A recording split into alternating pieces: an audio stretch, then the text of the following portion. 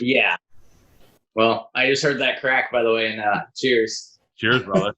I'm making a dirty Sprite here. A dirty Sprite. What's that? Dirty Sprite, a little Sprite and vodka. Oh, dirty Sprite. Never heard that one before. I think it's also a future album. That's funny.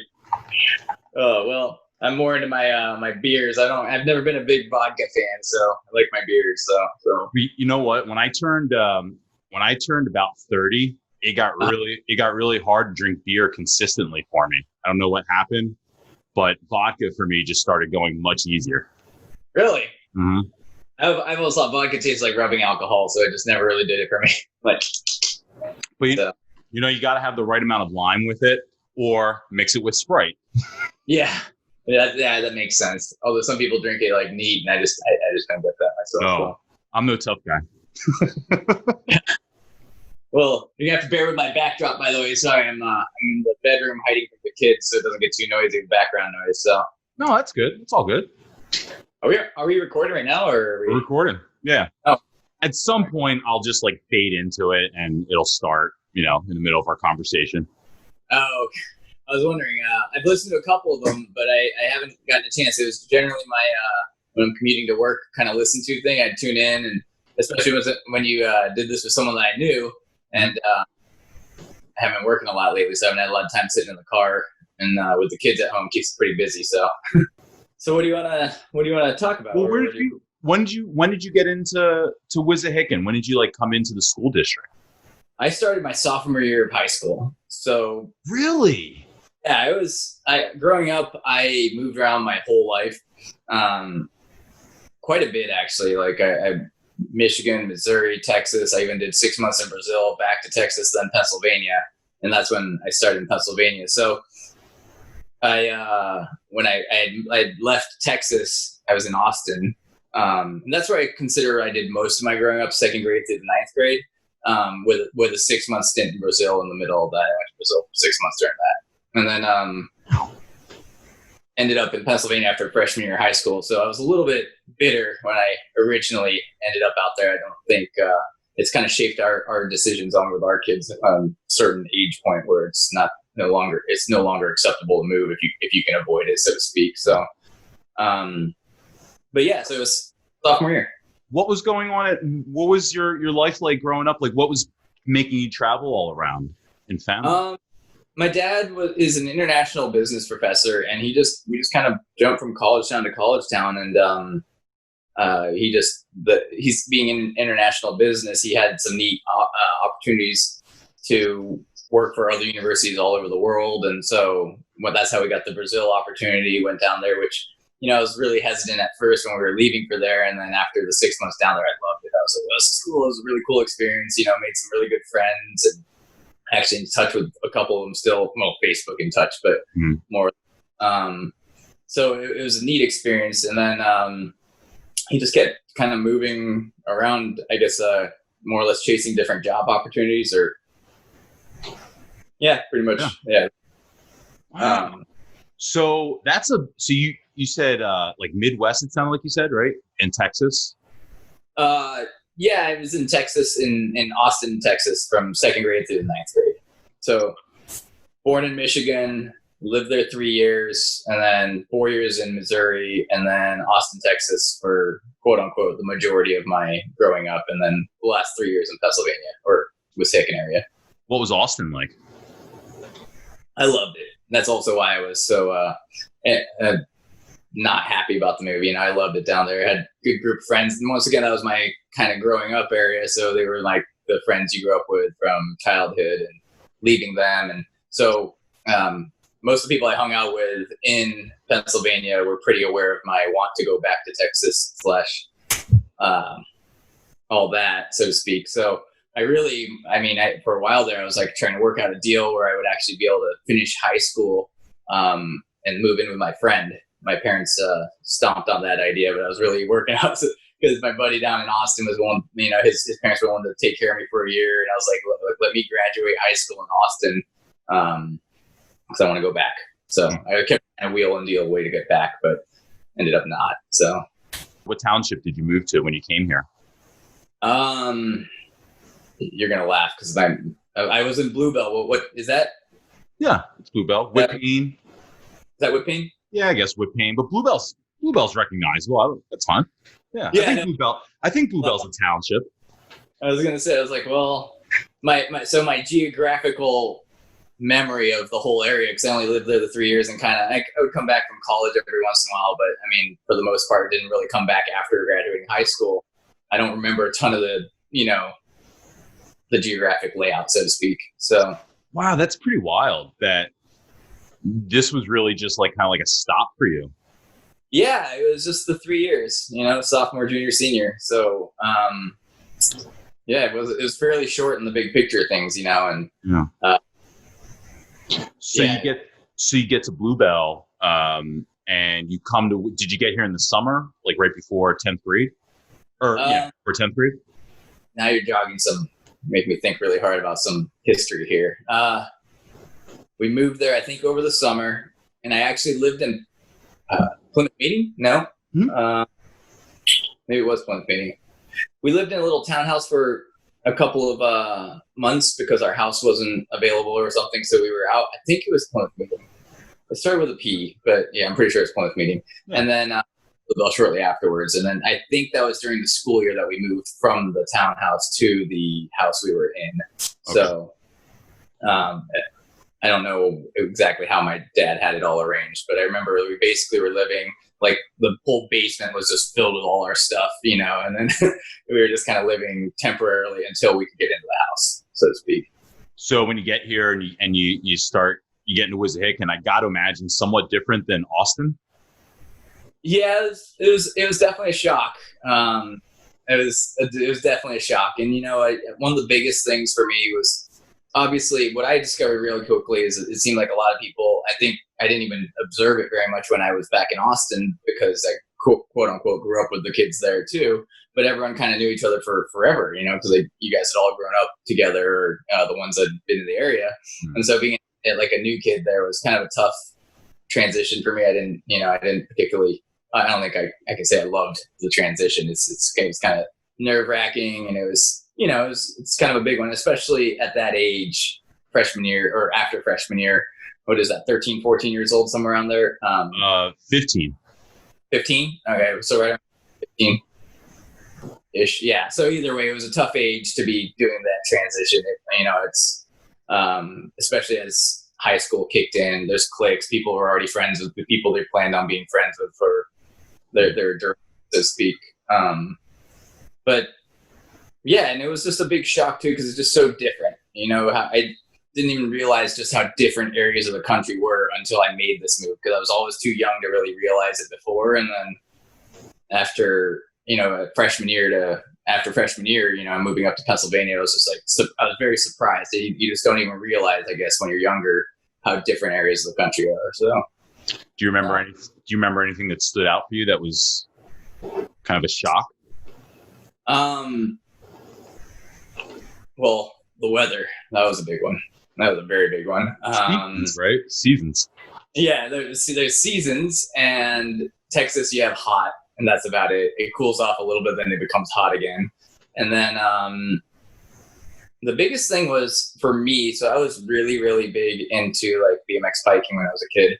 And we had our whole little group of guys. We'd all go out, ride a skate park over at the dirt jumps, and that was like our thing. And we'd cruise all over town, and we kind of had free reign. Like our parents would actually just let us like cruise around on our bikes and just go around all over. And Austin was a little bit smaller town, obviously, than Philadelphia area. So and Bluebell being like the suburbs, it was entirely different, where there wasn't, I just didn't really find that same group that I had in Austin. It was, basically me and all the, like, I don't even know what you call them now, but like it was all of us BMXers and like the skaters and all that. We'd all hang out together. We'd all go to the park together. We'd all do stuff like that. But then moving to Pennsylvania, I didn't find that group.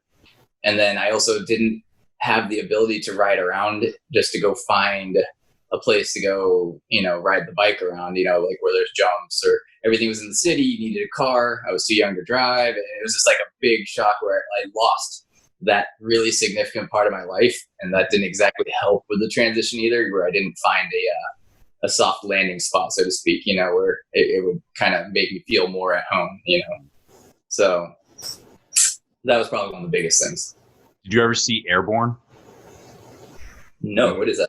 It's a movie with, like, among others, like Jack Black and Seth Green. But it's about a kid from California who's a big surfer, and he has to move to, like, Cincinnati, Ohio to stay with his cousins for the year while his parents go on like an excursion. And he gets his rollerblades sent to him. And that's like his escape into being able to, like, bring a little bit of piece of California. There's like an indoor garden or something that he's able to skate through, like a skate park. Oh, yeah. But it's like that's his like able to bring a little piece of that area with him. Yeah, and that would have been nice to have something like that, I guess. Yeah. So then what was did you have a break as far as, like, socially, or something that helped make you kind of settle in or feel a little bit more comfortable when in your first year? My first year. So first year we couldn't drive yet. I'm trying to bring myself back. I would say the first year, I mean, I met some really, really good people, and but not being able to drive yet also was a little different, because that's when you'd have your parents drop you off at, like, the movies or the mall or wherever the hangout spot was going to be. But I definitely don't think until I could drive was there a feeling of, like, reprieve, so to speak, because it was still a little bit more. It was just very different. I don't know. It's hard to explain. And then once you could drive, obviously the world becomes a lot smaller, or the area becomes a lot smaller, because you can actually start going out on your own. You're not having to constantly rely on rides or anything like that to go see friends. But yeah, I mean, the first year is definitely much more difficult. Once the driver's license helped a lot once that all came around. So what broke the ice for you at Wissahickon once you were there? How did you start to blend in? Was there an activity or a group of friends that you were able to connect with, or? So yes, there was definitely. Scott Beck. Remember Scott Beck? Yeah. He lived in my neighborhood, so he was probably, I think, the first person I kind of became friends with in the area. And he obviously was well networked in and met a lot of people through him. As well as, I remember, was it Mr. Quimby's social studies class? Did he do social studies, or I forget what class it was? So Leslie talked about him for enrichment. What's enrichment? It was like a I guess a 2-year course where you basically more so philosophized about the world and culture, and more so than like a black and white history text type of a class. You talked about life. Huh. Interesting. I don't feel like I ever took that. Were there options for that, or maybe I don't remember? I think you maybe had to be voted onto the island. Oh, okay. Well, so I would guess then that he did, like, some sort of, like, social studies. Interesting. Okay. Well, it's probably that. I just remember I sat next to Ryan Conway, and I met Ryan Conway and became pretty good friends with him as well through that. That was the initial start of it, and then that was kind of the through them, I kind of started networking in with it, more or less their groups, so to speak. And that's how it kind of came to settle. Yeah. Yeah. And so then especially after that first year, where it's the transition factor was, kind of difficult, but then afterwards, the last 2 years, it was a lot better and settled in a lot better. So what did your life start to become as you, like, Ryan Conway, Scott Beck, and the crew of friends that kind of, like, come along with that? What did your life start to become as far as, like, what were you into? What were you doing? We would just kind of hang out. I think we kind of got into doing stupid things and videotaping it and thinking it was funny. Like, we used to get together and we called it Sign Guys, where we blast Ace of Base and cruise by the movie theater and jump out and do, like, a silly dance and videotape it and then run back in the car and drive off, and just, kind of silly high schooler things. But I don't think we really did too much.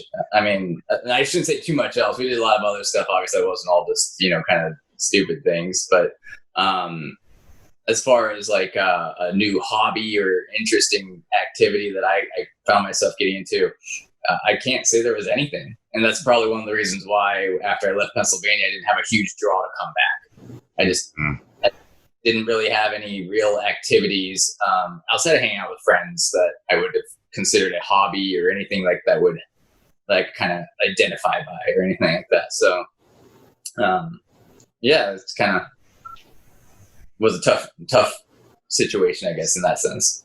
How did you find Wissahickon in general? I mean, were the schools in Texas bigger? So the one I went to was a good bit bigger. If I remember, Wissahickon was roughly 1,500-ish kids total, 1,000, 1,500, somewhere around there. Yeah. My high school in Austin was like 3,500 kids. It was quite a bit bigger, and so that was a little different because it was quote unquote smaller at Wissahickon. Not that Wissahickon was small, but it was just smaller than. But otherwise, no, not really. Because I mean, I only did 1 year in high school in Austin because just freshman year and that's it. So I didn't have a lot of comparison there. So really, the biggest thing as far as like a transitionary issue was just like losing that aspect of my life with the biking, and that was a really big loss. I mean, to this day, like my wife gives me a really hard time. I still have my BMX bike hanging in my garage. It hasn't been ridden in forever, but I can't let myself let go of that because it's just like, no, I mean, it's such a big part of my life that to get rid of it and officially say, not that I ride it or anything. It's just, just to give up on that. I refuse to. So now it just hangs in my garage and has a bunch of dust on it. So it's the same one? Well, I had a few bikes, but it's my last bike, last one that So no one was into, I mean, there was no one really into biking out here. Like you were never able to really give it a go anywhere. Not really that anyone that I'd met, or that I wasn't there that long. And like I said, the first year was kind of transitionary. And then last 2 years, anyone that I really hung out with was into that kind of stuff. I feel like I might have met someone that liked skateboarding. I can't even remember. But no one like it was, in Austin is every day our moment of free time. Like you get out of school, we knew a couple spots to go hit up and ride. Or on the weekends, we'd be at the skate park all day or, stuff like that. And then I hit up the skate park a few times in Pennsylvania, but I ended up having to go down into like Philadelphia. And once again, you can't drive, right? I'm too young. So, I have to get dropped off there, or, my brother would come up and we'd go ride a little bit. But as, just taking it from where it used to be for me to just occasional rides, it just, just kind of fizzled away, so to speak. I shouldn't say that it fizzled away so much as just the frustration of, how normal and, it's like a skill set, so to speak, and you're not using it that often and it gets frustrating and it's just kind of really difficult to accept that, so to speak. And so it just kind of fizzled off. I tried picking it back up in college a little bit, but it just kind of probably a good idea anyways, because it just probably, it sets you up for injury and stuff. But once you lose that health insurance. Yeah, exactly. It's probably a good idea, as you grow up anyways. And now that I'm, especially at this age, I couldn't imagine continuing to do that because I feel like if I fell or anything, I'd just be broken for months on end. Younger brother, right? You have a younger brother? Older and younger, actually. Oh. I don't know if you ever met or knew of my younger brother because he was there in Pennsylvania, but my older brother came to visit a couple times, but he stayed in Austin afterwards because he was in college. And so he got to stay. That was another one of the wheeling and dealing things I was trying to figure out if I could live with him because he was over the age 18 and maybe he could be my quote unquote legal guardian. Mm-hmm. Yeah, so I have an older and younger. Wow, so middle child, huh? Yeah, middle child. And all boys. Yep, all boys. Yeah, I can only imagine what it was like in that household parenting standpoint. So, was it? I don't know. I feel like for me, I would probably act out in something like that, like moving, and then maybe struggling to find friends and losing a passion like you lost. I feel like I would probably be maybe angry or have like misplaced, like emotionally for you. Was it? I mean, obviously it was hard, but was it behaviorally tough, or how do you handle like adversity like that on a personal level? Child stuff, or are you talking about like just teenage years? Or yeah, teenage years. Like so your parents are move and they move you at like one of the most pivotal times and you don't have your friends, you don't have your passion, is there like a backlash for you to be angry at your parents, or to just kind of, I don't know, maybe the teenage thing is to like just mope around and I hate this? And what was your temperament like once you are here? I would say probably a mix of all of the above. So when I moved there, I mean, I think teenagers in general are probably inherently a little more unstable. And then I was just beyond frustrated, beyond mad about the move. I don't feel like I gave Pennsylvania the chance it deserved because of my frustration. And once again, basically after I left college, I just more or less didn't come back. And then I do think being in the teenage years like that, to this day, I still have frustration that we moved. So it's definitely like, you can ask my wife, she hears about it all the time, and where it's like, yeah, he's definitely not over it. He was, and so, but like I said, it's kind of shaped me now that I'm a parent, where I feel like short of really, really significant reasons, we're not moving. We're going to hunker down after a certain point. With the younger kid, it's different, but after a certain age, they get to ride out their pivotal years in one spot. So it's definitely shaped a very significant, strong opinion that I've got there. But yeah, I think the biggest things were, I was definitely bitter. I don't think I gave Pennsylvania the fair shot it deserved, just because I was so bitter, and I do feel bad looking back at it now, but at the same time, it was definitely a very, very tough time for me, a tough transition. Losing that big aspect of like the biking part of my life was a big one too. And it was just a really tough time. So that's the best way I can put it, I guess. I mean, I don't really... Yeah, that's incredible. I don't like think I knew that you didn't start in Wissahickon. I was like pretty surprised.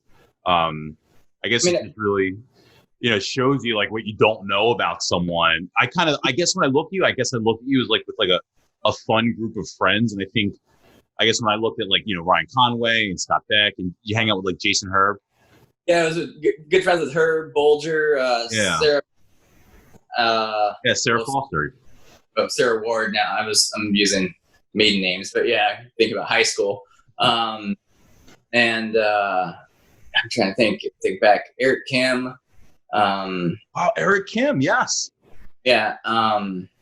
So, I mean, I definitely consider them to be good friends, and it was a good group to be a part of, but it just still didn't fit what I was looking for, I guess, so to speak. Like it was fun to hang out and good people, but the area and just once again, it just wasn't. Did you get to experience other areas in the Wissahickon school district? Like, did you get to hang out in Ambler at all, or? Like in like the downtown area of Ambler, or just like if somebody's. Either or, just because I feel like Bluebell is a very driving type of town, versus Ambler kind of has like a very main drag and had some abandoned like tennis courts and just areas that, like for me growing up, that we used to be able to play in, and really you could do whatever you wanted. So I was curious, like for you, did you have? I went over to a few friends' houses that lived in the Ambler area, but we never really hung out in Ambler. I remember going downtown Ambler a couple times, more like I remember going to getting like fitted for tuxedos, but you're more going to the stores rather than hanging out in the area, so to speak. So I'd probably say no. I don't really think I really got to spend that much. It seems like the way you're describing it, though, it's a little bit easier to get around and find meeting spots versus Bluebell, where it was. I mean, there weren't even sidewalks on a lot of the roads to be able to get somewhere, Yeah. Everything's very much a main 202, 73, but Ambler was sidewalks. And so that would probably be a little bit more what I had been used to, is with the sidewalks and the ability just to hop on your bike and get around and go hang out with some friends. And that was more what I was accustomed to. And then Bluebell obviously did not have that very much at all. It was, it seemed like a lot of different subdivisions that kind of just were connected by roads that you couldn't really ride your bike safely on, and stuff like that. So, yeah. So no, I did not. But I hung out with a few friends in the Ambler area, but never really downtown. So you mentioned Mr. Quimby. Did you have like favorite teachers, favorite classes? Yeah, I'd say my favorite teacher was probably Miss McLaughlin. for American. American history. I think it was American history. I think it's some history, but whether or not it was, yeah. But either way, Miss McLaughlin was great. She was probably my favorite teacher. So, someone else mentioned her too. Miss McLaughlin. Yeah. Yeah, we terrorized her pretty well. So, but some pretty fun memories out of that class, but she was always fun. I think you and I were in TV lab together. Was it called TV lab or TV? Mr. Malone? Yes. Yes. Okay. And I think that's when I kind of got to know you, so to speak, was through that class. Because otherwise, I don't even know if we had any other classes that stick out in my mind, at least. I don't think but TV lab was fun. That was always kind of nice because you get free pass to roam around the school with a video camera. Well, that's what Jason was saying. So when you mentioned that was kind of like your thing for having fun with your friends, like kind of hop out and do shoot videos. That's instantly where I went was TV lab, but that's kind of like what they would just let us take these cameras and just, Mr. Malone would just go, whatever, like, just go ahead, just come back with the camera in one piece. Yeah, exactly. Do whatever you want. You go around the hall and just shoot stuff. Yeah, and it was fun, definitely be like math class or something, it was much more entertaining use of time. And I remember even using the editing equipment was cool, even though it was like old school, like VHS tape editing, it still was just really neat to see that the fake, I shouldn't say fake, but the news that I don't remember, was it like Wissahick news? Was it actual news, or I forget if it was fake or if it was, it was like a news program for the Wissahick channel that would air, like, I think it was channel 16 on Adelphia cable. I don't know what it was on suburban cable, right? Probably. That's right. Oh, I don't remember what cable we had. I think Suburban does sound kind of familiar. Yeah, we had Adelphia, so for us it was channel 16. And it would just run like pretty much 24/7, but it would just be slides of events and charities and clothing drop-offs that you could do. But then occasionally they would air like school concerts, the news program. I think Mark Pinchatti had a talk show. That's right. Yeah, I remember that actually. That it was on cable. I remember because, back when everyone had those big boxy TVs, I had one of those big boxy TVs in my room, and I was like, oh yes, you can see the on real TV, and that's right. Yeah, no, that was fun though. The real. Yeah, it was fun. Who else was Pinchatti in our? I'm not sure. I'm not sure if he was in our class, but I remember we had Brandon Deese and I think Adam Salter and Kevin DeProsperous. All in TV lab together? I think so. Okay. I'm trying to look back. I think Conway was in it too. I think so. Conway and Jason Herb, I think. And the only reason I think that, and I don't remember if you collaborated with other class periods or not, but I remember me, Jason, and Conway doing a documentary to make fun of Conway when we were in seniors, or like a video documentary because he still rode the bus to school, so we were giving him a hard time about it. And I remember we had like all the kids throw all these wadded paper up and throw it at him on the bus to make fun of him. So yeah, kind of like just teasing them and stuff like that. Yeah. That's great. Yeah, I kind of wish I could find that video. It's pretty funny. So I do wish I've reached out to Wissahickon to see if I can, like, this is before the quarantine. I don't know who's in there now, but just see if I can get my hands on some of these like videos from the old shows, and I'd love to see some of that content.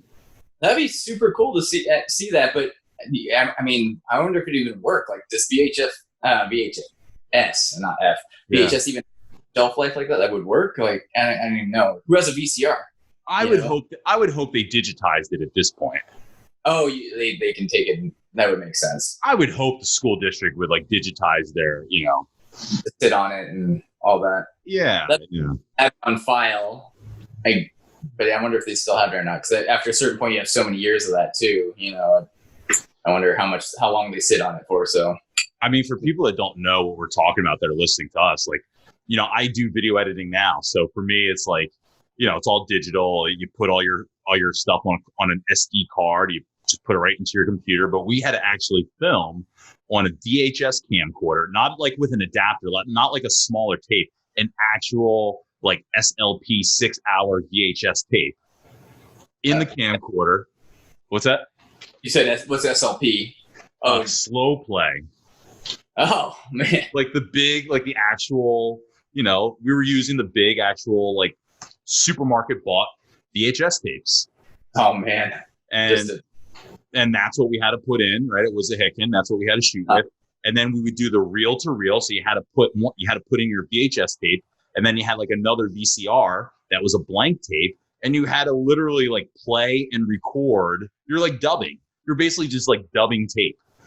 Yeah, I mean, you had to like kind of, especially when you're editing, you had to like put them like and stop. And I remember pausing, and then we had this little wheel you could spin like, I don't know if it's frame by frame is the word, but you would just spin it a little bit further, And yeah, no, I'm sure, especially as you in the field you work in, it's you're very aware of just how different it is, and just. Dude, so I went to Monco after was a Hicken, and after that, I went to Temple, and it was on digital tape at that point, but it was still kind of hard to like. It was still like not cheap, and cameras were expensive, and that was like the biggest benefit of going to school for film was getting access to the equipment. But you still had to like transfer your digital tape into a computer by like there was no like drag and drop. You had to like encode the tape digitally into your computer of everything you shot. But how do you take the tape and encode it into a computer? Like, is it like it just plays off a VCR and like a mini? It was so these were like they were called DV tapes. They were like yay big, and FireWire. Do you remember FireWire for computers? It was like high speed, like before USB. It was like high speed that it would be like an actual like a little mini tape deck that you'd put the tape into. And it would have like AV FireWire cords that would then connect to the back of like your G4 Mac. Oh, and then that you would be able to retrieve through Final Cut Pro. You'd be able to retrieve your videotape, your footage on your tape. But it was real time. Computer, and then from there you could chop it to pieces in more current ways, so to speak, like using what we would imagine now, using like your phone or. Once you digitize the actual physical tape onto your computer, then you can cut and drag and move it like you would normal computer things and as digital editing is now. But you got to play that sucker back in real time and encode it like that. And when I finally I was doing like writing for a couple years after college, and when I got back into actual videography, it was all different. Everything was on SD cards. Everything was like instant. It was like having to learn a brand new field. And that's what, that was my passion in senior year and what I went to college for. And coming back like 3 years later, whole new world. I mean, think about technology and just how quick things change. I can only imagine, you step away for 3 years and how different it is, Mm-hmm. Kind of nice though, right? I mean, like you said before, you had to all back just to get it even on the computer, versus now you take a little card that is so small you're going to lose it, and that holds it all on there. Mm-hmm. I don't even know if you use those cards anymore, if it's those little USB jump drives now, or how it all transfers over. Well, cameras still use the cards. Okay. So the card, the little SD cards are still the thing, because that's what you actually insert into the camera. But yeah, like it's like infinite shooting. You get 500 gigs on a card, or whatever you want. It costs $40 and it's recyclable. And man, when we were filming, you had to pay like $25 for like these tapes, for these like digital tapes, and it was ridiculous. Yeah, and could you reuse them after you recorded on them, or was it's done? You could, but those tapes were all you had. So unless you like completely digitized your raw footage and like you were secure in having that footage again, you needed to keep those tapes, because if you lost your digital copy, that's it. Oh man. So yeah, no real backup plan, so to speak. Dude, I got a Tupperware container, like just yay thick and big, of just ridiculous like CDRs and mini DV tapes that I don't know what I'm ever going to use. I don't even have a CD player in this laptop. Like I don't even know what I'm going to use any of those things again. Okay, you'd have to get an external or something, wouldn't you? Or I mean, do they even make those anymore? I mean, I feel like you can buy them at like thrift stores or something for $35. I was gonna say you probably have to go like a thrift shop or like a pawn shop or like some place that has a bunch of old just stuff that no one really uses, and I truly wouldn't even know how to get a CD player now. I mean, I guess Amazon you can find everything these days, but still, I doubt there's such thing as a new one. Yeah, you know. Yeah, I've got so much of that stuff: DVDs, VHS tapes, and none of it is any good anymore. Oh man. And it's kind of like my bike. You're sitting on it, letting it collect dust. Well, when you mention that, that is very much how I feel about like all my old wrestling stuff. I have like magazines and figures from when I was a kid and tons of DVDs and VHS tapes that I think are worth something or at some point will be worth something because people do still collect them and buy them in bulks on eBay and stuff. But it's a part of my life that I'm not ready to just never look at again. So it just sits in like an empty room upstairs and it's just there so that I know I have it. If I ever want to look at it again, I can, but I never take it out. And in fact, I always like find myself saying, I got to hide this a little bit more so that when other people come over, this shit is just not all over the place. Like, this is embarrassing, but I can't remove it from my life. I don't know that I'm done forever looking at it, thinking about it, reminiscing about, kind of like my childhood of being a pro wrestling fan. Yeah, no, and that makes complete sense because it was such a significant part of your life. Like, why would you? And I mean, some of that stuff, you almost got to wonder, is it worth something if you were trying to sell it? I think so. I think it depends on the quality of it. But, I have like old VHS tapes that used to rent at like the video store, like the old school with like the classic art on them and still in pretty good shape. So I feel like things like that are worth money because those aren't things you can watch things digitally online and whatever, pay-per-views but to have the actual like box with the cover art, I gotta feel like is worth something.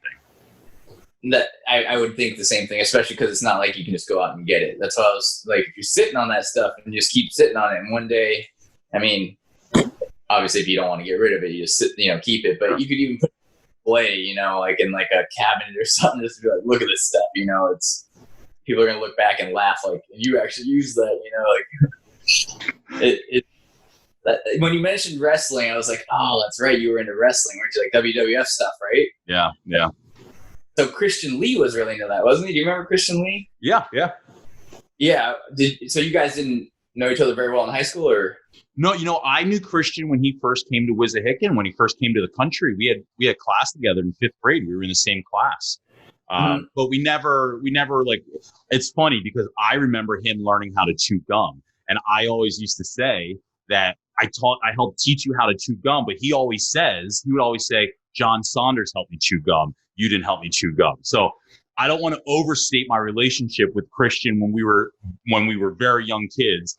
I will say I grew up with Christian and I knew Christian for most of the time, but not until those college years when I was hanging out with like him and Jason and Dan Bolger did I really, really interact more with Christian. I see. Okay. I didn't even realize you were hanging out with like Jason and Bolger and all them during college and stuff like that. So this is a wild, weird about way. I used to go to the beach every summer and I used to work at Wawa. So every summer I would transfer to the beach. Oh, nice. And I would leave my home store and go to a store at Ocean City, New Jersey or Sea Isle, New Jersey, whatever, during college. When I came back for the fall semester and came back to my store, all my friends who were a few years older than me, and none of them from Wissahickon, all from like out of the area completely, but had been there for like a year or two. So we're all really good friends and all hung out all the time. They go, hey, Brad, we got a new guy that took your place. I'm like, what do you mean? He's like, yeah, we got this new cool guy. He parties like you do. But yeah, he took your shift. So we're hanging with him now. His name's Fee. And I'm like, Fee? Like, yeah, he's like from the area. Alex Fiambulis. Oh. Yeah. So like, yeah, we hang out with Fee and his boy Herb and his boy Christian Lee and Dan Bolger. I'm like, wait, are you guys hanging out with everyone from my high school? Like this summer? Is that what's going on? And they're like, you know these guys? I'm like, yes, I know these guys. So when I got back in the fall, like sure enough, like we would go to the bar in Ambler and Jason and Christian and Dan and all those guys would all hang out at Rookies in Ambler. And then we'd go back to our buddy's place at the Forest Gardens Apartments, and we'd hang out there till like 6 a.m. Oh, wow. And drive home after that. Like, we used to party all night long, every night. And that lasted for like a year. But, it was one of those like weird things that I never had that relationship with any of those guys. But it was very eye-opening and cool to kind of, before I was able to do podcasts like this, like that was my first foray into getting to know someone that you didn't really know, even though you grew up with them. Yeah, exactly. Someone you obviously, quote unquote, known your whole life, but you never really knew them that well, just running in different stuff. So, oh man, when you said Fiamblis, I was like, oh man, it's throwback. I haven't spoken to him forever. I know like Bolger and Herb and them were really close to them, and we all kind of hung out in that same group. Mm-hmm. He never taken though. He went to a different school, right? Fiamblis? Yeah. I want to say like he went to like GA or LaSalle or something like that. Okay. Yeah, I feel like it was a different school because they knew him from, I guess, when he was maybe in like middle school with them, or I don't remember where they knew him from, but we all hung out together, and I got to know him through them, so what a small world though. I mean, what are the chances? Like, that's so random. Yeah, it was funny. They were really trying to make me feel like a way about it. Like, yeah, we got this new guy. He's kind of replaced you now. I was like, replace me? Yeah, Melissa. Oh, that's hilarious. Mm. Yeah, we used to go hang out at his place every once in a while too. Yeah, I remember that. Fiamblis, and you bring it all back now. I was like, oh yeah, Jim Paleo was actually part of the kind of the group we would hang out with too, and yeah, like you said, you're bringing it all back. So I meant to go run through the yearbook before this just to kind of give myself a quick memory jogger, just because it's been so long since I've kind of reminisced on the high school days and just everything happened back then, and just got busy, didn't get a chance to. So that's what I'm here for. Yeah, I was like, oh, you're saying all these names, and it's like coming back, and it's kind of neat. It's actually funny. I just mentioned Jim Paleo, and I remember I saw him actually in Calgary, of all places. Yeah, it was a really random thing, and I was on a layover out there, and I had Facebook noticed that he was living in Calgary, and so we just randomly got together, and I don't know if he's still out there or what he's doing, but that was the last time I'd spoke. I think I've spoken to him since then, but yeah, it was pretty cool. It was kind of random. Like, oh, man, wow. That is so random. Yeah, he had just moved there from Pennsylvania. I was surprised because I didn't think he was, I always thought he was just going to stay in Pennsylvania. He seemed to, never want to leave. He was very happy there, and I didn't realize. And then I remember on a whim, I was like, you moved to Canada? What are you doing out there? That's a pretty big change. And but yeah, it was really, really kind of random and kind of neat. He, I don't know if he's still there. I don't think I've had contact with him since that time. So it's been good, probably 10 years or so now. I spent a couple days in Jim Paleo's beach house for senior week.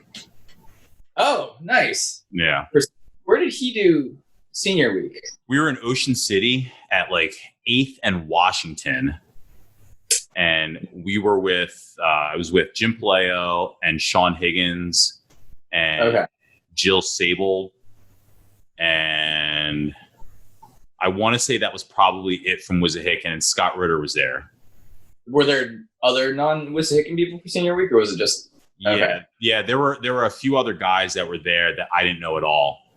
Okay. And I was only there for the weekend, and I feel like we were like kind of around the corner from like Andrea New and Jamie Rosen and like that crew's beach house, because we ended up over there, and that was like where everyone was hanging out at that time that night or that weekend. I see. That's pretty cool. So you said Ocean City, New Jersey. Where? Jersey. Okay. Yeah, 8th and Watt. I don't know if you know Ocean City at all, but I'm not familiar. Yeah, so. There's a lot of like places there that do like heavy renting out for senior week, prom week, that type of thing. Big deal. Oh yeah. So a bunch of people get places there. I think it's usually between there and Wildwood where people go. Oh. You know what? You said Wildwood, because I was just now thinking, I was like, where did I do senior week? I remember the people I was with, but I don't remember what town it was, but Wildwood, because they have a big boardwalk. I don't know if Ocean City's got but yeah, we just small. Okay. Small boardwalk. But still Yeah, Wildwood. Okay. How far are they apart? Geographic. Half hour. Okay. Wildwood's kind of the southest shore point in Jersey. Okay. Oceans, like you have Margate, Ocean City, those areas are kind of the first, and then you get down into like your Sea Isles, your Avalons, and then your Wildwood and Wildwood Crest. Oh, so that's different than Wildwood then. Yeah, it's like just right. It's just on the water, pretty much. Nice. Yeah. We were at Ryan Conway's family had just gotten a shore house, and we went and that was in Wildwood, and that's where we ended up. So, once again, I apologize to my geographic references of all the different towns. I was like, so in relation to where is that? So no, you're doing good. Yeah, it's coming back. That's for sure. So, but yeah, senior week was fun. I remember that. That was really fun. That was the last little hoorah where you got to hang out and get a taste of what college was going to be like, and kind of the freedom, so to speak. When you were going through Wissahickon, and I know maybe wasn't like perfect as far as reconciliation from moving, but I'm assuming you started to feel more comfortable at least as you're getting into the later years. Yeah, by the time I graduated, I was getting pretty comfortable and feeling normal about living there, and it wasn't this this weird thing, so to speak. And but I still really wanted to go to Austin. I still wanted to go back. My plan was to go back after college. After high school, to go back and go to college there. And then I ultimately did not end up going to college there. But that was always kind of my want, And, but yeah, it definitely was much more comfortable by the time I left. What did you want to go back to Austin to? I mean, you wanted to go to college, but did you have something were you able to find another passion or something that you said, this is what I want to do, even if it is going back to Texas? Was there a specific area of life that you were interested in? So I don't know if I told you or not, or how much you kept up with, obviously, the post-high school Euka life, but a little bit with you. I went to flight school in Daytona Beach, Florida. Yeah. And so it was a very specialized school, and I always knew I wanted to be a pilot, and it's something I wanted to do, and I still wanted to go back to Austin though. But at the end of the day, they didn't really have a great flying program in Austin, and so my dad was like, because I was actually gung-ho. I got into the college I went to down in Florida, which is a pretty specialized flight school kind of college. And then, but I got accepted there, but I was like, I still want to go back to Austin. I don't want to go to Florida. I want to go to Austin. My dad finally was like, look, you want to do this? He's like, if I am willing to send you there, will you go? And so I ultimately ended up going down to Florida for college for that. Why did you want to be a pilot? I knew you ended up going to flight school, but I didn't know that was it's funny because I was talking to someone today and I said, I'm interviewing or having a conversation with a former classmate, and they said, what do you know about him? And I said, what I do remember is that he went to flight school down in Florida. And I remember specifically, unfortunately, because am I wrong that the people that were involved in like 9/11 went to your school at some point? I think they did or were suspected to. I don't remember ultimately if it was. I've heard both sides of the story that yes, they did, yet no, they didn't. But I don't know for certain. But we had over campus right after 9/11. You saw a lot of, very governmental suits running around. So I remember kind of like that rumor or that story, and I might have even like talked to you about it. I think I used to talk to you on AIM occasionally from time to time, but I remember you doing that and then thinking, and my friend goes, 9/11, like what grade were you in? I was thinking like, well, we were freshmen. And then I'm thinking like, yeah, when did he decide he wanted to be a pilot? Like when and how does that come into your brain? That's so different. I kind of always wanted to be a pilot, like since second grade. Like I remember being just that, kid with his face smeared on the window at the airport, staring at the airplanes, and the passion for planes was always there. I always thought they were cool. I always wanted to either drive a boat or a train or an airplane, or I was always kind of interested in or a bus or some sort of vehicle. I just always wanted to operate a vehicle. I don't know why. It was just one of those things that just I was always interested in. And then, but yeah, that's kind of how I just knew. And then piloting was the front runner, the most interesting of all the different things I wanted to do, and kind of went that avenue and went. So did you? I mean, you said second grade, but did you remember like when you're still in Texas? As far as you thought, was that something you wanted to pursue at that point, or did that start from a career standpoint, or this is something I could go to college? Is that something you realized before Wissahickon? No, I did not realize that it's something I could pursue. I didn't think there was any chance. I didn't even know how you go out even becoming a pilot. I had no clue about any of that. And I don't remember the guidance counselor's name, but I remember talking to him about it. Because I think didn't we all go to the guidance counselor to kind of discuss what you want to do after high school, or I don't think point you in a direction. Discuss it, yeah. Yeah, I mean, I just remember it was like, well, I want to fly airplanes, and I didn't think it was something you could go actually attain, or I didn't know the first thing about it. And then he recommended, he's like, well, I've heard of this college down in Florida that they're a big, aviation school. We did some research on it and kind of ended up being, it's like a big flight school, basically. It's, pretty well known in the industry. And so that's kind of how I got pointed in that direction. But no, I mean, until basically that conversation with the guidance counselor, I was kind of half joking when I said I want to be a pilot, because I was like, I don't really know. I mean, I was 17 years old. What do I want to do the rest of my life? I was like, I don't know, fly airplanes. You have your interests, and then you have I don't really know, what direction to actually go. And yeah, so I had a few good pivotal people that kind of steered me in that direction for sure, because if it was entirely left up to me, I probably would not have gone that direction for sure. Let me ask you this, just because of the time that we were in high school and because of the passion that you had for BMX, at any point did you think X Games or BMX biker? Because this was the time when that could legitimately be a career if you were good enough, get a sponsorship, compete, or at least try it for a couple of years till you break an elbow. Yeah, totally get that. Would have been a dream come true, but I always knew I was never good enough to be professional. I mean, when I was in Austin, I was close to getting a local sponsorship from this little local shop. It would have been more just repping T-shirts kind of thing. It wasn't anything significant, but it wouldn't have been paid either. It was basically just so their name, you advertise their name. But no, I mean, I kind of always knew I was not going to be good enough to go pro. I loved it. It was fun. It was a big passion thing, but I just knew pro was not. That's just what they do is just a little bit way too intense, and I'd be way too scared to do what they're doing. So it was a passion thing. So knowing that you always kind of wanted to be a pilot, knowing that you weren't good enough to be in the X Games, right? Those are kind of your two passions, but not knowing that being a pilot was a career that you could pursue. When you're here, is there anything that you thought that you were working? I always imagine, I guess I feel like I always had some sort of angst, and I wasn't able to answer it until I went to community college and kind of got in a groove of doing video.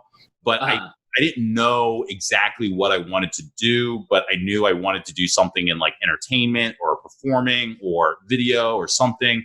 Was there anything prior to you finding out about this flight school that you thought you were working towards in general as a lifetime? I'm assuming it meant, at that point, especially though, meant going back to Texas. But did you have any ideas as a kid or as a teenager that this is what maybe my future might be? No, honestly, until I got steered in the direction toward flight school, my goal was whatever it took to get back to Austin. That was it. I was going to bring the bike and get back into biking. I just figured I'd go to college. I didn't even know for what, because I didn't know what I really wanted to do for work per se, other than fly airplanes. And ultimately I got steered in that direction, but I didn't really know what else I wanted to do for work. I just knew the goal was get back. And so UT Austin was where I wanted to go and just get back. And I figured the rest of it would figure sort itself out. You know how 18-year-old mind thinks. It's not necessarily the most driven as far as focus in one avenue, so to speak. So yeah, no, there was no real professional drive, no professional goal, so to speak, until going to flight school. So I'd be remiss, because this is what one of the things I love to talk about on the podcast. I'm somewhat obsessed with is race. You know, when you talk about your group of friends, mostly white, except for Scott Beck. And are you Japanese? I'm Japanese, yeah. Japanese. What's that like? You know, especially now, I've dealt a lot with being, you know, biracial, but, you know, identifying as Black, and you know, having like a very large group of white family, white friends, and especially in the times that we are, I think I've kind of like awoken some things in my own mentality that I never really dealt with. Yeah. For you, I don't know, just hanging around tons of white guys, and I don't know what Austin was like for you, but I don't know any other Japanese people at the school. Perhaps there were, but I know it was mostly Korean. What was that like for you, kind of coming into a different cultural group? So that was actually one of the big things I kind of noticed was, so from where I lived in Austin, it was primarily a white area as well. So I shouldn't say all, but the vast majority of my friends were white. And coming to Wissahickon, I was actually surprised that there were so few Japanese and so many Koreans, because I in Austin at least, which was my only real other basic comparison at that point in my life, there wasn't really a large Korean population that I was aware of, at least. And so race-wise, I guess for me, having done most of my growing up in Austin, I was just used to always being just being friends with white, people. Yeah, mostly white people. I mean, it was pretty much. I'm trying to think. I had a couple of Black friends, but in Austin, kind of like Wissahickon had a lot more. Trying to think. Yeah, I had a couple Black friends growing up in Austin, but not significant. It was mostly white friends, and Asian I never really had too many of, and I think I had the most Asian friends back in Wissahickon, actually, because I got to know through Scott Beck and Eric Kam a few of and John Yu, and I think we hung out with Matt Choi, and like a few of the Korean guys that went to school there too. And so there's a little group there where I'd hang out with them every once in a while, but for the most part, I didn't necessarily feel like I fully fit in with the group of Korean friends, because they all spoke Korean and they kind of got their own way, and I just didn't really feel like I fit in there per se. So I kind of just had that little primarily white niche that I think I felt the most comfortable and most blended in with, so to speak. So you had your family, but did you have in Austin, did you have like a Japanese, I don't know, I don't want to say support system, like you needed support, but I don't know, I guess when I talk about like high school and I talk about like some of the people like Kelly Brailsford and Alea Bradshaw and Aaron Cooper, and I really craved a Black experience in addition to, the friends that I hung out with, and Ray and Scott and George Barreca, but I still craved a Black experience to be able to talk about, what I saw at the Grammys, or to talk about, watching Martin. Or did you have or crave a cultural experience or a cultural identity outside of your family, or was that really non-existent, or was that not a thought for you? It was never a huge thought for me, I guess. I mean, so my mom used to be part of I forgot the exact name of it, but like a kind of Japanese society of, where it wasn't like in a school district or anything. It was kind of all of Austin. If you were Japanese, they kind of all found each other and would get together. And she joined something like that in Pennsylvania as well, and we'd go to some events for that. But I never really craved it, because growing up in the U.S., I don't even speak Japanese fluently. I'm by blood, I'm fully Japanese, but the way I was raised, I don't speak Japanese fluently. We ate a good amount of Japanese food in the house, but it was kind of always a mix, and it wasn't like a fully, like, how do I put it, where I wasn't raised Japanese in America, so to speak. I was raised my dad's big thing was he came from Japan, and both my parents came straight from Japan. So I'm the first generation born in the US, but their big thing was always like, they didn't want us to be Japanese raised in America. They wanted us to mold into American society. And so we just kind of went with that. And all my friends it always blended with that. And I never had a craving to identify with any. It's just more of I've always found people that I got along with and liked, and just regardless of, cultural differences or whatever, we all just kind of get along. And, that's just how it always felt for me, at least. Yeah. So it's interesting. I know Jason talked a little bit about partying on his podcast, and for him, he kind of, I guess he felt like it was definitely starting in high school. Were you partier, or what was your kind of like your fun? High school, I'd say we try to dabble in it a little bit. We, drink and, just do typical high school dumb stuff. But I think, for the most part, I wouldn't relate high school life to being a partier. I think that for me kind of came out in college a little bit more. I think for a lot of people, it probably could be said as well, as you get the freedom and independence. But I always kind of was a little bit more, I guess, careful and reserved in high school, so to speak. Probably too afraid to get in trouble with my parents, and I remember I did throw one big party at my house when they quote unquote trusted me to take care of the house while they were out of town, and I got busted afterwards, and stuff like that. So it didn't happen often. We would do things like that every once in a while, but it wasn't a big thing in that aspect as far as being a partier. How about you? Were you big into partying or ever, or post high school, or post high school and to current present day and time still going? But no, in high school, and that's the thing, I think it's becoming funny now of like how I'm not obsessed, but how I kind of bring it up with, quote unquote popular crowd. But I'm always interested in, I asked Ryan Dunn about this. I'm always interested in everyone's kind of party aspect. I never drank. I never smoked. I remember one time in my life, senior year, drinking, and Scott Ritter brought like a bottle of like whiskey, and it was like, so we don't know what we're doing, because it looked, as I remember, it looked like a bottle of whiskey that like he took from his mom's liquor cabinet. You know what I mean? Like she's gonna be looking for this 2/3 full bottle at some point.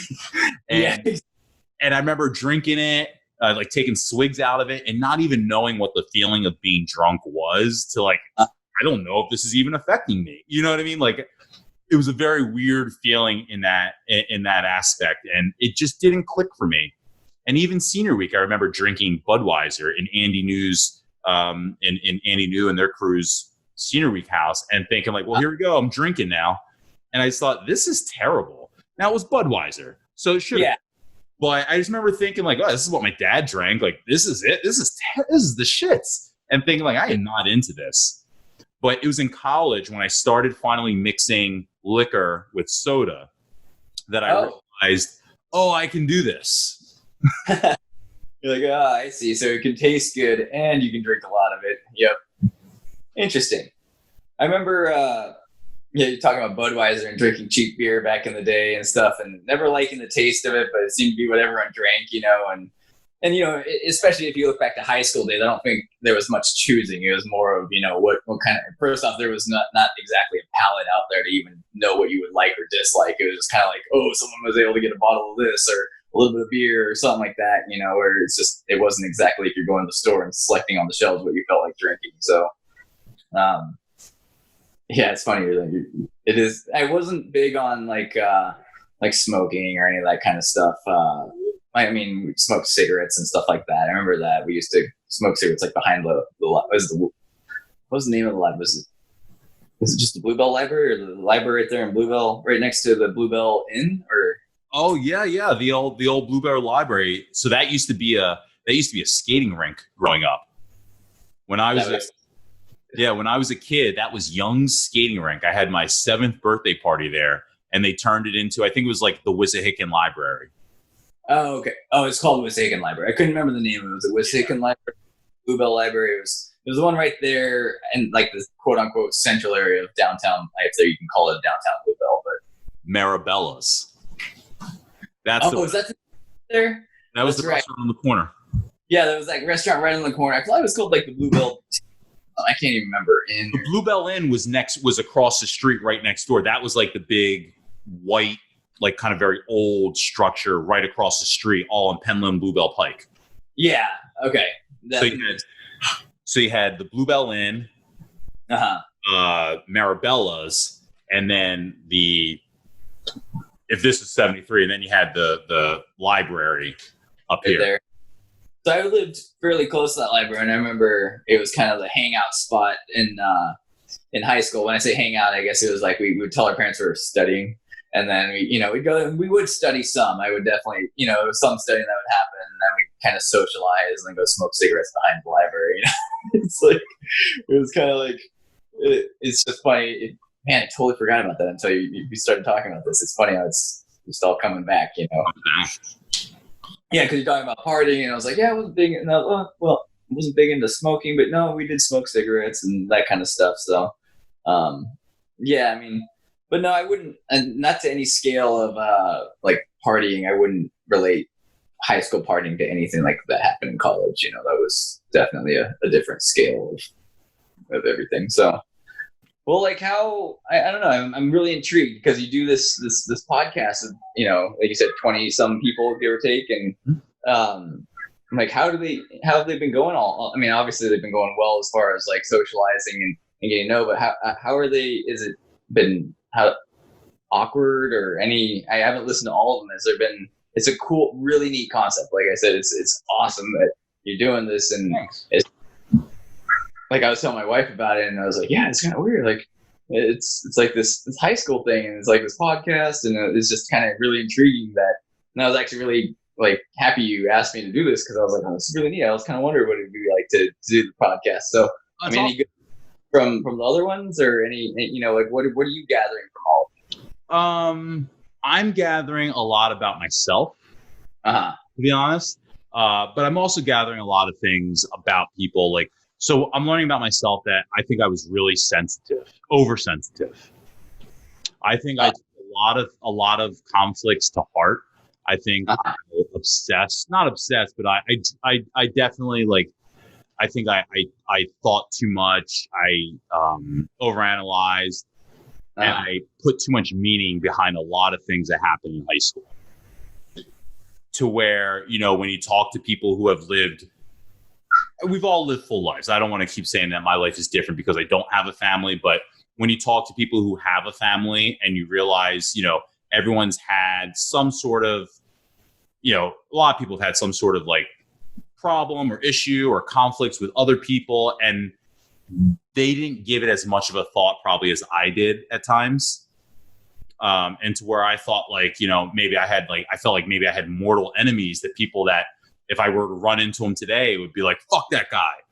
And you learn. I learned very quickly when Eric Coxon was the second interview I did. And Eric and I didn't feel had a good relationship at all in high school.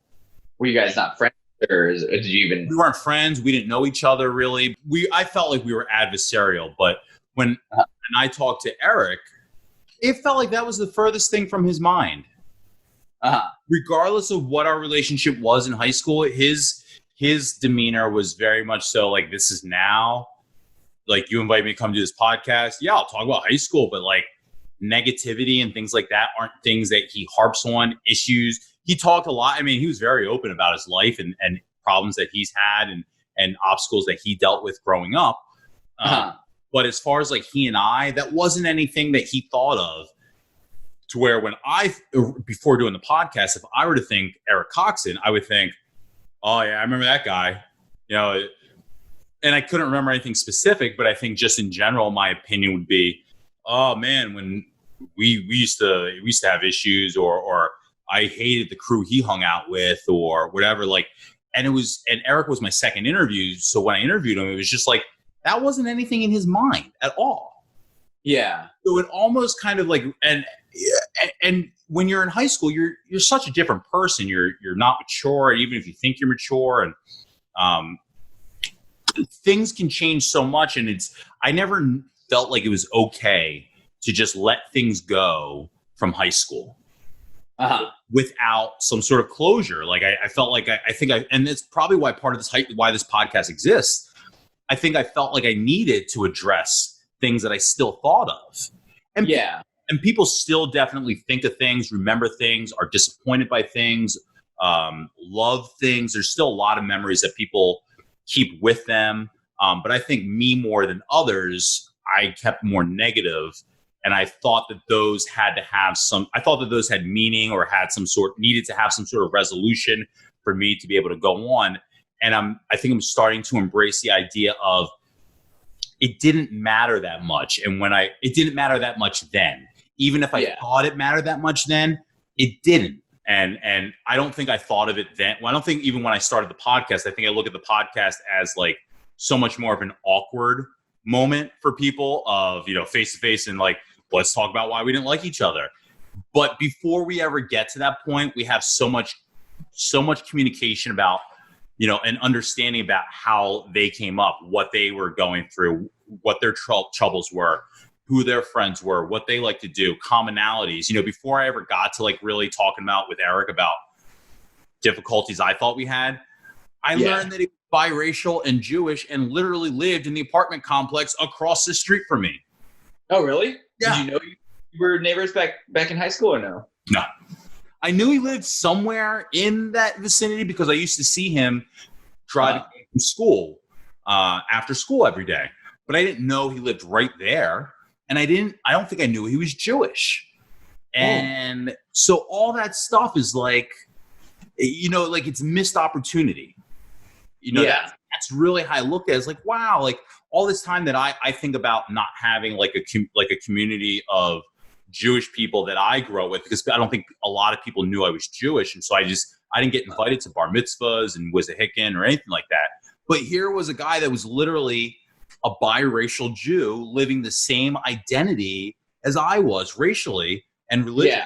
Like it's a missed opportunity to look at him and go, well, I don't like your style. I don't like the friends you hang out with. You're going to be an enemy of mine. So before we can even have that conversation on the podcast, my mind is blown about the life that Eric was living during that time that I thought I knew him anyway. So it's interesting. Well, I mean, I'm sure it was really eye-opening. I listened to like probably the first half of that podcast, and then it's really interesting though, like in your situation where it's like you realize that you were both Black and Jewish, and with all the high schools, obviously in high school thing, people aren't thinking at a mature level like we are now, but you're not going to put the day to day and like kind of relate and imagine what's going on in his life versus what's going on in your life and so on and so forth. So it makes sense. It's got to be eye opening, I would imagine. Very much. And, especially like when I talk to a lot of girls about like girls that like, I thought were pretty, girls that I would have wanted to date. And you hear about them just talk about self-esteem. And like Holly had a very eye-opening interview just talking about what she went through and a lot of that stemming originally from not feeling like she fit in anywhere.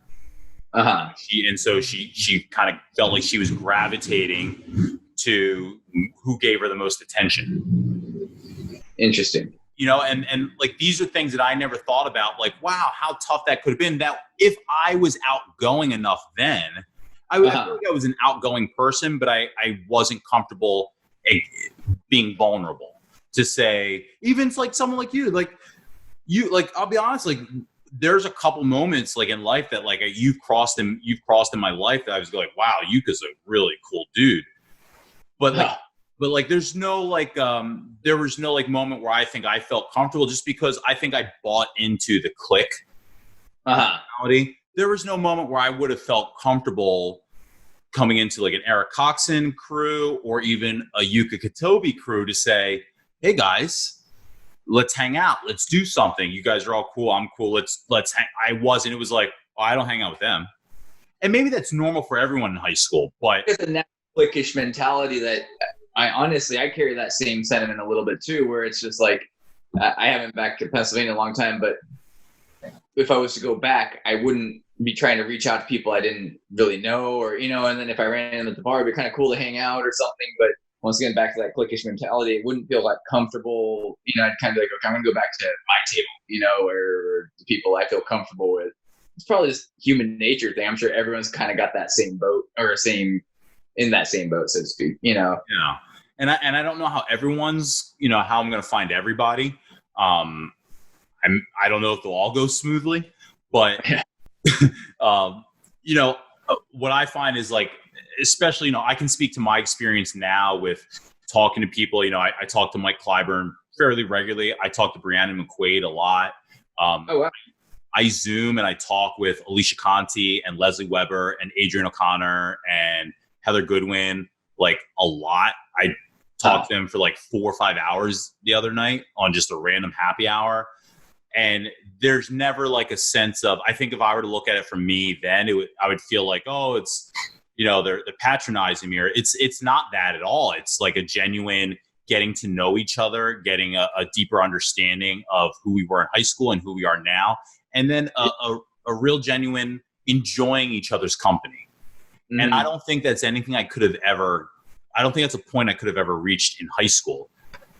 I think you're pretty spot on there. And I think a lot of it's just maturity levels. I mean, in reality, we had our conceptions of the popular kids, or the every high school kind of the same. You have your jocks, you have your popular kids, you have your, everyone's got their little groups, and it's like, you couldn't have that. And then if you don't really talk or relate to these people, because if you really think about it, you think and look back at everyone from high school, and you meet people that you didn't go to high school with, but it's like, what clique were they in? But you don't think of what clique they were in. But at the end of the day, it's like, well, if I went to their school, would I have even related to them at all? And it's kind of funny how that works, but you still have your conception of our high school life, and it kind of carries on. So it's actually super cool that you're talking to all these people that were outside of your group, and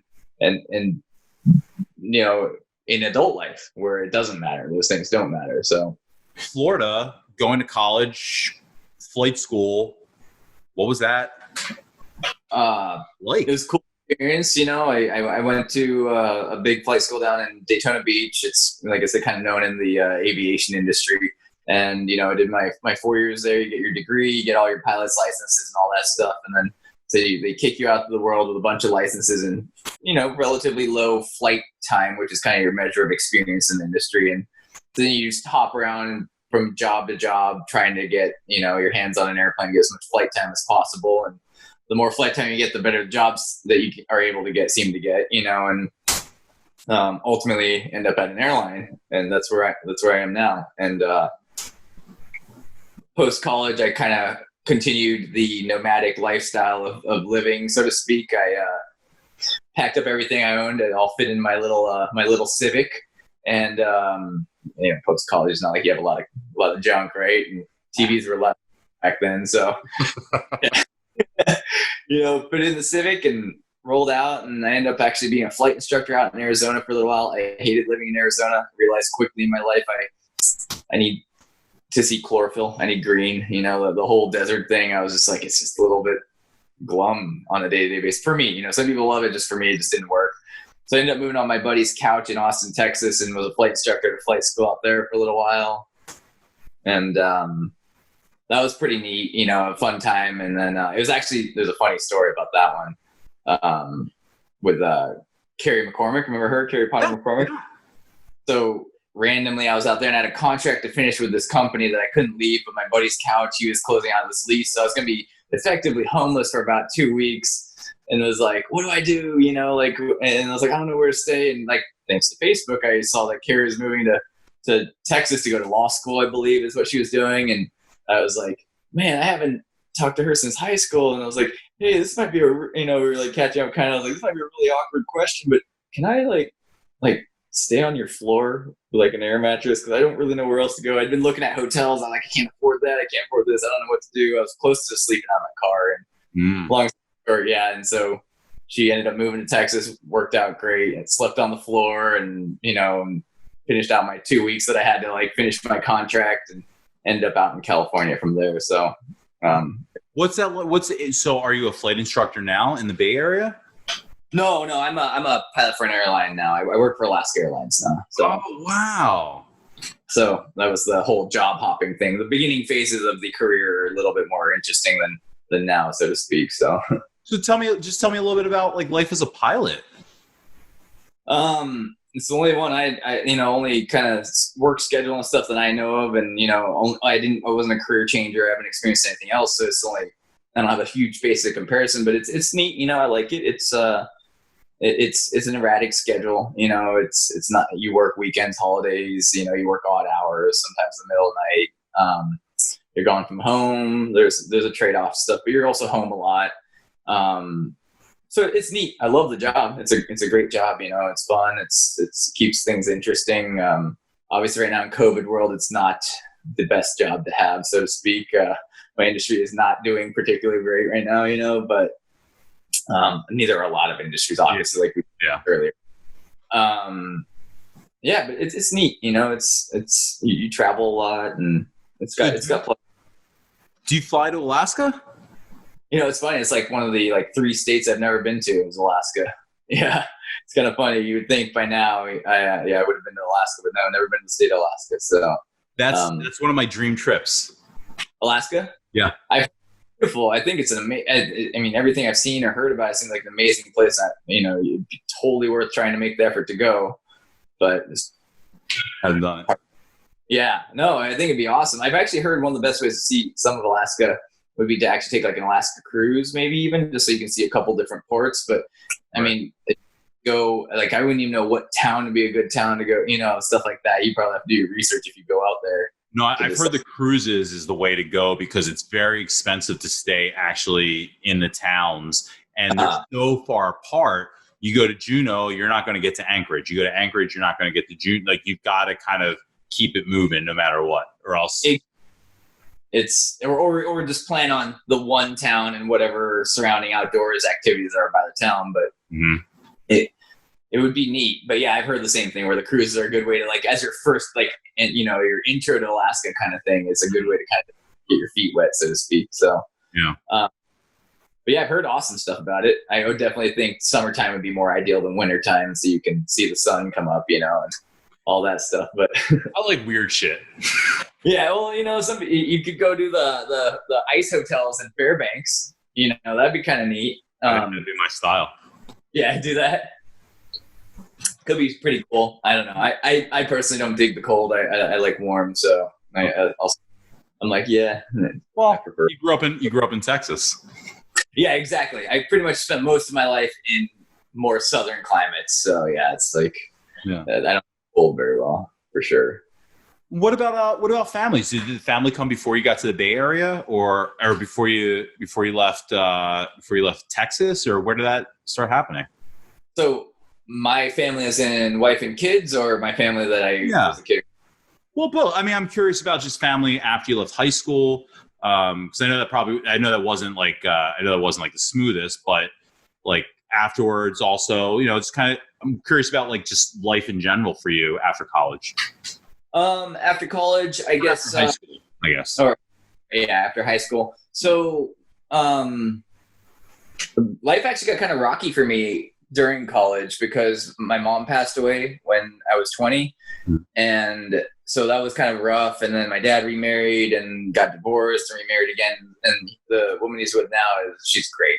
It's been much better than the first remarriage, so to speak. But that was kind of rocky. And then for a little while there, I didn't really even know, once again, having not really quote unquote grown up in one spot, I didn't even know where home was. And post college, I didn't know where I was supposed to go. I just know I needed a job. And so it's this kind of weird sensation or mix of just not feeling like there was a spot where I was supposed to be, so to speak. And then, so my dad and his wife now, they still kind of are in the Pennsylvania area, but they split up their time between Pennsylvania and Hawaii, so they're kind of half and half. And wow. My brother, they live overseas now. My older brother's in London, younger brother's in Thailand. And what's your younger brother's name? Hero, yeah, because he went to Wissahickon. He went to Wissahickon, yeah. So I remember running into him from time to time. Yeah. So yeah, he was there. But yeah, so he stayed in Pennsylvania, went to college in Pennsylvania, and kind of went all over. I think he ended up in grad school in Chicago and ultimately ended up in Thailand after more or less reinventing his life a little bit and changing some stuff around. But so my side of the family is really scattered. I met my wife out here. We went to college. Oh, I'm sorry. I met my wife in college. When we started dating, we were like part of the same friend circle in college, and then started dating when we both moved out to California, and then ended up settling down out here. Her family all used to be out in the Massachusetts area, but now they're all out west. So they're roughly 2-hour drive away from where we are now. Okay. But yeah, so that's kind of like what's always kind of kept us out west. Like we love living out here, and it's great. But weren't always sold on staying here, so to speak, until her family was all out here, and now it's basically we're rooted in. Now we're not going anywhere. What city are you in? Are you in San Fran or Oakland or? No, I'm actually in a small town north of San Francisco called Petaluma. If you've had Lagunitas beer before, that's where it's. And if you look at the bottom, it says Petaluma, California. That's where I live. I live like a mile from the Lagunitas brewery. So, wow. Yeah, it's pretty neat there, which is actually funny because it's not even my ideal brewery to go to. There's another one that's next door, but that's a good way to kind of landmark on where I live now. So, but so I'm in Petaluma now. We were in Southern California up until late 2018, so almost 2019. We were living down in Torrance. I don't know if you remember that from when you were out there where Torrance is, but so we were down in Southern California for roughly 13 years because our jobs initially brought us out to Southern California. We kind of just rooted in there. Always thought we might move to Northern California to get closer to my wife's family at some point, but never really did. And my wife was working, I was working, and then the kids, and we just kind of reached a point where we were done butting our heads against the wall trying to juggle schedules, and she decided to leave her job to stay home with the kids. And then it was kind of the catalyst to be like, she was like, well, if I'm quitting, let's move, let's get closer. And my job, I'm kind of tethered to big cities because you have to be kind of by the hub cities, so to speak. So I transferred up to San Francisco. So we live up in Petaluma, which is about an hour drive away from San Francisco, and we're closer to their family by a lot shorter drive now. So it's good. That's awesome. It's cool. Yeah. It's been a really good run. I can't complain. It's been 2 kids. 2 kids. Daughter who's 6.5 and son who's 4.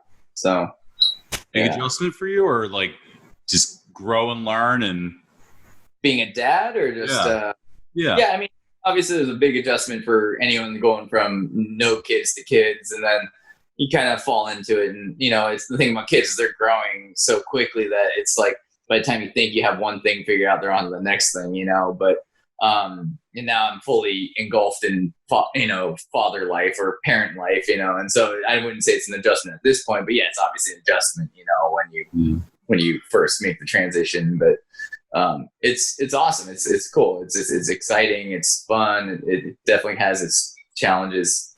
Really, really exercising your patience, but especially in COVID world now, because it's like this huge curveball's been thrown, and how to raise them in a safe way / try and make sure they're still getting enough socialization / schooling and I don't think there's a parent out there that isn't completely just stressed out and confused about how they're going to deal with school, whether it's them sending them or homeschooling or whatever it may be. It's a total snafu, so but yeah, it's fun, and luckily it cuts down on a lot of the staying at home boredom.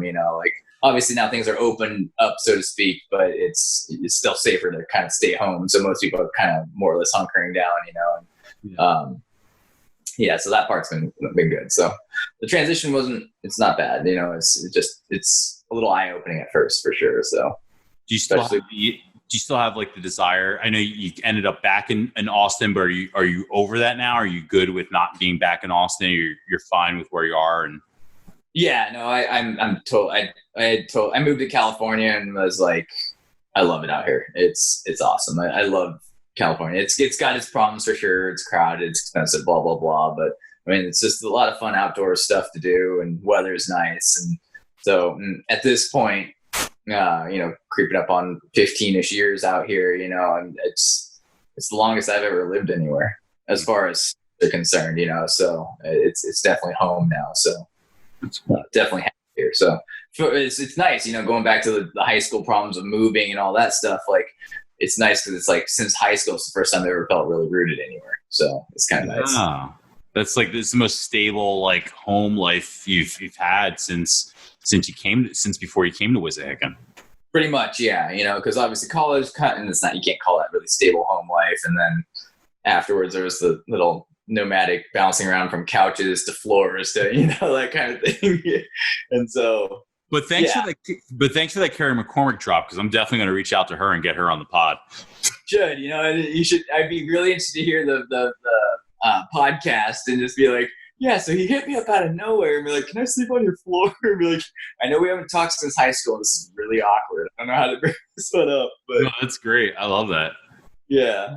So, no, it's one of those, you know, look back on, you know, obviously it's like the looking back on the earlier years or early 20s or whatever. This is the funny stories and all that stuff. So your post-quarantine, what's the future looking like? Say that, you know, 2021, the new year starts off, you know, maybe like springtime starts off like looking good.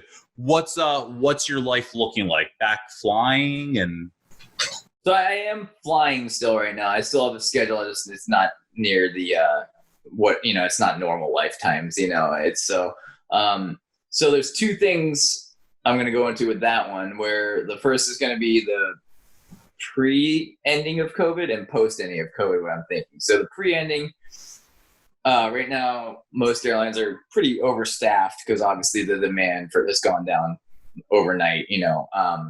And so they're offering these paid leaves. It's that partial pay, but you get paid to basically not come to work.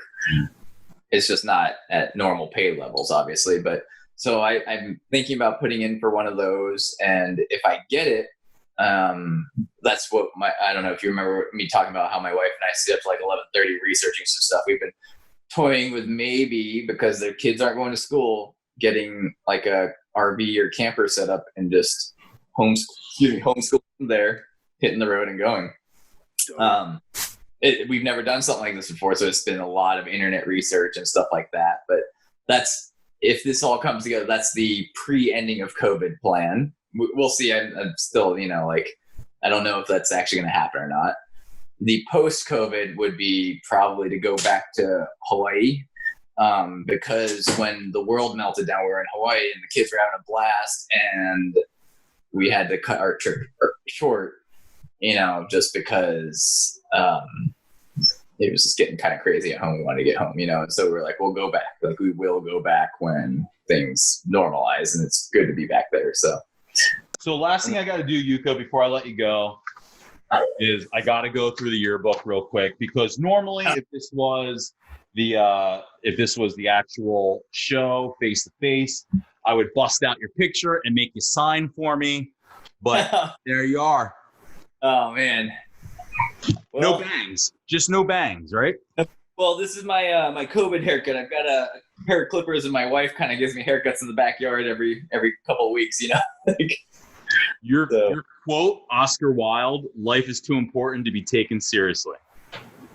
I still live by that. And you were in Students Against Drunk Driving in 11th and 12th grade. The other one? Yep. I'm pretty big on that one. Yeah. I've always been anti-drunk driving, so it's been a big one. Interesting. That's my other club was the Interact and SAD. Interact Club was 11 and 12, yeah. Yep. Interesting. Yeah. And no initials, just thanks to the family and friends for helping you get through the thing we call school. Man, that is funny. That is just looked at that in so long. I'm glad you have that. That's awesome. You know what? I'm probably gonna be motivated to pull my yearbook out from wherever I've got it stashed and take a look tonight. You know, like yes. But yeah, definitely keep me posted. Let's definitely stay in touch. You know, like it's been a long time. It's great. I think I've probably spoken to you more tonight than I did all of high school. You know. So 100%. Yeah. But yeah, no, I appreciate you reaching out, and you know, stay safe, stay healthy through all this. It was a good time. I will talk to you soon. Yeah, sounds good. All right, dude. All right, well, take care. All right, you too. Later.